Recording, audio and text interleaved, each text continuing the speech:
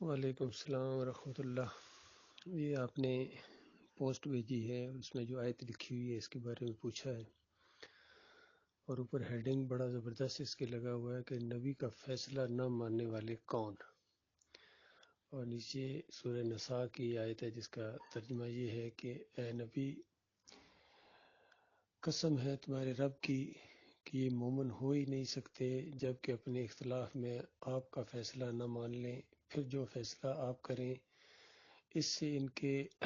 دل میں کوئی تنگی نہ ہو اور وہ بالکل تسلیم کر لیں اس کو، یعنی اگر یہ نہیں کرتے ہیں تو وہ مومن نہیں ہو سکتے ہیں۔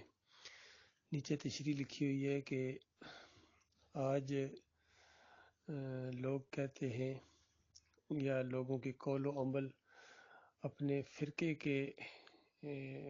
مطابق ہیں، اور اپنے فرقے کے لوگوں کو یہ ترجیح دیتے ہیں نبی علیہ السلام کی بات کے اوپر۔ تو اس آیت کی روشنی میں وہ اپنا انجام دیکھ لیں، اندازہ لگائیے، کوئی سوچ سکتا ہے اس بدبختوں کی اس بات کا۔ یہ سہیل خان ہے لاہور والے جنہوں نے یہ پوسٹ بنائی ہے، محمد حنیف کے یہ مرید ہیں اور مقلد ہیں، تو یہ خود اب اپنا انجام دیکھ لیں کہ کل یہ مسلک پرستوں کو یہ بات کہا کرتے تھے اور آج یہ بات خود ان کے اوپر فٹ آ گئی کہ اللہ کی بات کے مقابلے میں، اللہ کے رسول صلی اللہ علیہ وآلہ وسلم کی بات کے مقابلے میں انہوں نے محمد حنیف کی بات کو ترجیح دی ہے، اور دو نبیوں کے اوپر گویا اتنا بڑا الزام لگایا کہ یعقوب علیہ السلام اپنے پورے خاندان سمیت، بیوی بچوں سمیت اپنے بیٹے کے سامنے سجدہ ریز ہو گئے، سجدہ کیا انہوں نے، شکر گزاری کا سجدہ کیا، کہہ رہے ہیں کتنا بڑا ظلم اور کتنا بڑا الزام اس بندے نے لگایا۔ اور یہ سہیل خان صاحب لوگوں نے اور خلیل الرحمان نے، عتیق الرحمان نے، منور سلطان نے، ڈاکٹر عمر نے، اور ان سب نے آنکھیں بند کر کے اس بندے کی بات کو مان لیا، اللہ کی بات کو پیچھے کر دیا اور اپنے پیر صاحب کی بات، اپنے امیر کی بات کو آگے کر دیا۔ تو بتاؤ ان میں اور بریلویوں میں اور دیوبندیوں میں اب کیا فرق رہ گیا؟ وہ بھی تو یہی کچھ کرتے ہیں، اہل حدیث بھی یہی کچھ کرتے ہیں، وہ یہ کچھ کریں تو کافر مشرک اور طاغوت کے پجاری، اور یہ وہی کام کریں تو یہ مومن، اور یہ پوری دنیا میں ایمان کا غلبہ کر دیں گے، رنگے جہاں بدل دیں گے۔ اندازہ لگائیے، یہ رنگے جہاں بدلیں گے، یہ انہوں نے اپنا ایمان بدلی کر دیا دنیا کی خاطر۔ اور پہلے یہ کہا کرتے تھے کہ یہ لغوی معنوں میں، پھر یہ کہتے ہیں کہ یہ اب حقیقی معنوں میں ہے، معروف سجدہ ہوا ہے اور یوسف علیہ السلام کے سامنے ہوا ہے، کہتے ہیں یہ خاص واقعہ تھا، اور کبھی کہتے ہیں یہ سجدہ تعظیمی ہے اور اللہ کی مشیت ہے، اللہ کا حکم ہے۔ اس طرح فریب دیا ہے انہوں نے، اور آج کل یہ اس طریقے سے فریب دے رہے ہیں کہ جو بھی ان سے کوئی اس معاملے میں پوچھتا ہے کہتے ہیں جو کچھ قرآن میں آیا مان لو، جو کچھ قرآن میں آیا مان لو۔ بھائی جو کچھ قرآن میں آیا اس کو مانو نا۔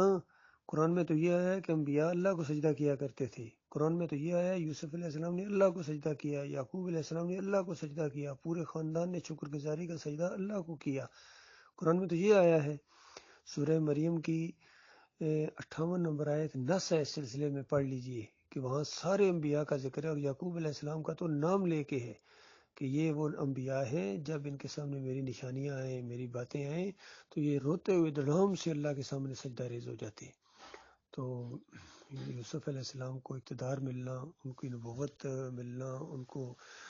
تعویل الحدیث کا علم ملنا، یہ ساری باتیں ملیں اور پوری طرح حرف بحرف سچی ہو گئیں، جو یعقوب علیہ السلام نے 6 نمبر آیت کے اندر تعبیر خواب بتائی تھی۔ جب یوسف علیہ السلام نے ان کو یہ خواب بتایا کہ میں نے دیکھا ابا جان، میں نے دیکھا کہ یہ سورج چاند ستارے ہیں، یعنی یہ میرے آگے جھکے ہوئے ہیں۔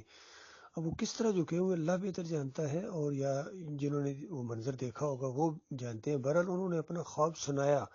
اس خواب کی تعبیر بتائی یعقوب علیہ السلام نے ایک نبی کی حیثیت سے، اللہ کی وحی کی روشنی میں، چونکہ ایک بات ایسی ہے جو بغیر وحی کے وہ چیز بتائی ہی نہیں جا سکتی، وہ فہم و فراست سے نہیں بتائی جا سکتی، وہ خالص اللہ کی وحی کہ تجھے اللہ تعالیٰ منتخب کرے گا، جس طرح ابراہیم علیہ السلام اور اسحاق علیہ السلام کو کیا، یعنی نبی بنائے گا۔ تو یہ تو اللہ کی وحی کے بغیر کوئی بندہ اپنی طرف سے کہہ ہی نہیں سکتا ہے۔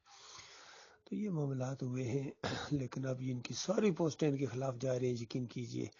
حتیٰ کہ وہ چھوٹا سا ایک تحریر ہے جنتیوں کا بنیادی عقیدہ، اس میں بھی لکھا ہوا ہے کہ لا الہ الا اللہ کا مطلب ہے کہ اللہ کے علاوہ کوئی رکوع اور سجدے کے لائق نہیں۔ جب اللہ کے علاوہ کوئی رکوع اور سجدے کے لائق نہیں تو کیا اس وقت یہ آپ کے دماغ میں تھا کہ سوائے یوسف علیہ السلام کے؟ ہرگز نہیں۔ اسی طرح نبی علیہ السلام نے کتنا زور دے کے یہ بات کہی تھی کہ سجدہ اگر اللہ کے علاوہ کسی اور کو جائز ہوتا تو میں حکم دیتا خواتین کو کہ اپنے خاوند کو سجدہ کریں۔ یعنی اتنا حق بھی بتا دیا اور ساتھ ہی بتا دیا کہ یہ جائز نہیں ہے۔ جس طرح کہا کہ اگر میرے بعد کوئی نبی ہوتا تو عمر بن خطاب ہوتے، یعنی ادھر ان کا درجہ بتا دیا اور ساتھ ہی ختم نبوت کا اعلان کر دیا کہ میرے بعد کوئی نبی نہیں ہے۔ بالکل اسی طریقے سے وہاں بھی زور دیا کہ سجدہ اللہ کے علاوہ کسی کو نہیں ہے، لیکن نہ جانے ان کے دماغ کے اندر کیا فطور آیا۔ حالانکہ صحیح تفاسیر بھی موجود تھیں، لوگوں نے کہا ہے کہ یہ سجدہ اللہ کو ہوا ہے، مسجود اللہ تھا، اور اس دور میں ڈاکٹر مصطفی الدین عثمانی رحمۃ اللہ علیہ نے تو فتویٰ بھی لگایا اس کے اوپر، اور زور دے کے کہا کہ وَخَرُّوا لَهُ سُجَّدًا، لہو کی ضمیر اللہ کے لیے ہے، اللہ کے لیے، اور جن کا ایمان خراب ہوتا ہے، یعنی جن کا عقیدہ خراب ہوتا ہے، وہ اس طرح تفسیر کرتے ہیں کہ یہ یوسف علیہ السلام کو سجدہ ہوا۔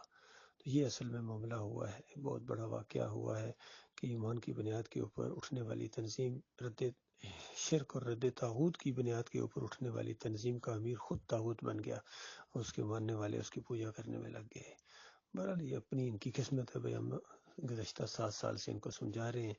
نہیں مان رہے ہیں، اسی وجہ سے ہم نے ان کو امیر تو کیا ان کو مقتدی بننے کے اب لائق نہیں سمجھا ہے۔ اور ڈاکٹر عثمانی رحمۃ اللہ علیہ کی جماعت کا جو نئے امیر بنائے گئے ہیں وہ کمال خان صاحب ہیں، لاہور میں رہتے ہیں، اور جو بھی ڈاکٹر صاحب کے ساتھی ہیں وہ پھر منظم ہو گئے ہیں ایمان خالص کے اوپر، اور اللہ کے فضل و کرم سے ایمان خالص کا یہ قافلہ ہے رواں دواں، یہ دعوت جاری رہے گی انشاءاللہ، اس کے اندر شدت آتی جائے گی، اور مخلص لوگ ہماری طرف اب رجوع کر رہے ہیں، اس کو محمد حنیف کو چھوڑ رہے ہیں آہستہ آہستہ۔